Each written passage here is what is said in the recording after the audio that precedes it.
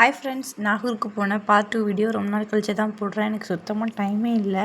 தர்கா போகிறதுலலாம் பெரிய நம்பிக்கை இல்லை எங்களுக்கு. ஆனால் எங்கள் பாட்டி வந்து ரொம்ப நம்புவாங்க.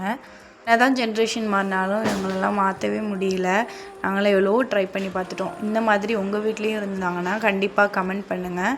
கொடைக்கானல் குற்றாலம்னு கூட்டிகிட்டு போயிருந்தால் கூட எங்கள் பாட்டி இவ்வளோ சந்தோஷப்பட்டிருக்காது. இங்கே வந்ததுக்கு தான் அவ்வளோ சந்தோஷம். என்னென்னமோ ப்ரொசீஜர்லாம் பண்ணிச்சு. பெரிய விளக்கில் எண்ணெயை ஊற்றி அதில் திரிய போட்டு அதில் பத்திலாம் வச்சு எரிச்சிச்சு. இது பண்ணுறது மட்டும் இல்லாமல் எங்களே பண்ண சொல்லி ரொம்ப கம்பல் பண்ணிச்சு. நான் கடைசி வரைக்கும் முடியவே முடியாதுன்னு சொல்லி பண்ணல.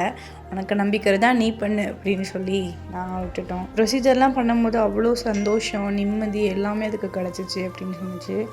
எங்களுக்கு சிரிக்கிறதா இல்லை திட்டுறதான்னு ஒன்றுமே புரியலை.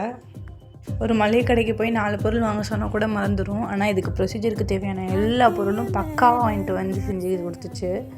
அது முடிஞ்சிச்சு. சரி போகலாமான்னு கேட்டால் இல்லை இன்னும் நான் ப்ரே பண்ணணும் அப்படின்னு சொல்லி ஏதோ டோருக்கு முன்னாடி நின்று ப்ரே பண்ணிகிட்டு இருக்காங்க. பின்னாடி ஏதோ கல்லறைகள்லாம் இருக்குது. கல்லறை வாசலில் பூட்டெல்லாம் கட்டியிருந்துச்சு. உள்ளே நிறைய கல்லறைகள் இருந்துச்சு.